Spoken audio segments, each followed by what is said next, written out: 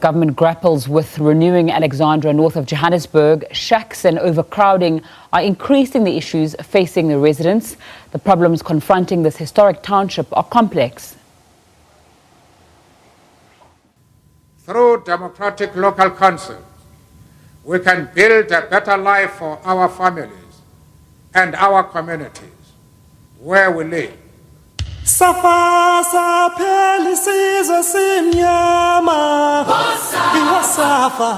An illustrious son who walked to Alex daily during his law clerkship in the 1940s. I'm suffering. How many years been suffering? The better life simply doesn't exist. Alexandra never used to be like this. This Joske water was very clean. We used to come and swim here. A senior citizen whose African dream has become a nightmare in Alex. We used to live a very happy life. 76-year-old Rose Gubeka was born here. Over 7 decades, she has watched the steady degeneration of Alex. It's so painful. It hurts to see a place like this, and you know how was this place before. So welcome to Alexandra Museum, Gogo. A trip to this museum kindles a nostalgia for bygone days. This picture reminds me of old Alexandra. Yes, Gogo. Yeah, it used to look like this in the olden days. It was houses, not shacks. Shacks came after. And now, overcrowding is a reality. In this crowded township, space is gold. Here, blocks of houses and shacks are built on top of makeshift sewage outlets like this one. Even pavements are ignored in favor of shelter. 28-year-old Kumarubu built his shack on the pavement in 2013. It was the only space in this Bonaire, Alexandra. Every place, I mean, we are born in now, it's haphazard, it's crowded, it's a squatter camp. We have no choice but to build on the pavement. As a result, playgrounds and parking lots shifted into the buzzing streets.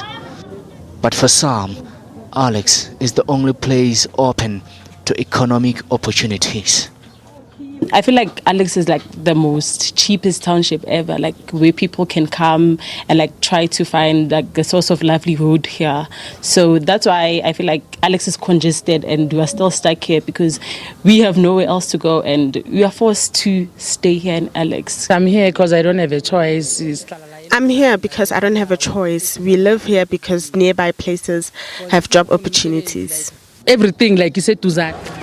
Others would never relocate. Government was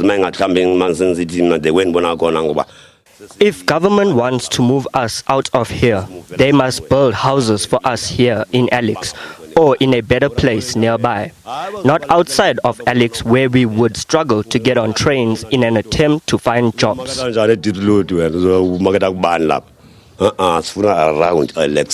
But Alex can only accommodate so many. The current population of over 600,000 has doubled in the past 3 years. It's a recipe for disaster. The problem here at home, it's that there's too much lawlessness. People here come in as and when they like. Now, we are all black people in Africa, but let us respect each other. We used to be proud to live here, but it's now filthy. I'm no longer proud to live here. But I'll stay here because my parents' house is here. Those close to the chaotic surrounding feel land expropriation will come in handy. Because we have this problem, it's now up to government to assist us. Now coming to land. Yes, Alexandra does not have land inside Alex. But there is land that belongs to government immediately after Alex.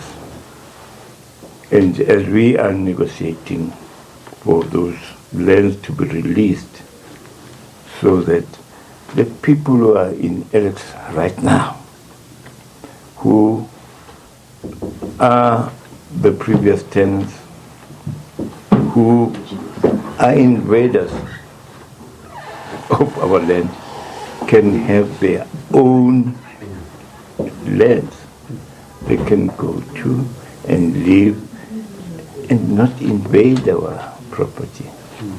Relocation of people is one possible solution. Providing state housing is quite another. Right now, the interministerial task team has to make the right call and allow for citizens like Gubeka to enjoy their sunset years. If I die, I'm going to die in a place like this. I don't want, please, I don't want. Maageketla Mohlabe, SABC News, Alexandra.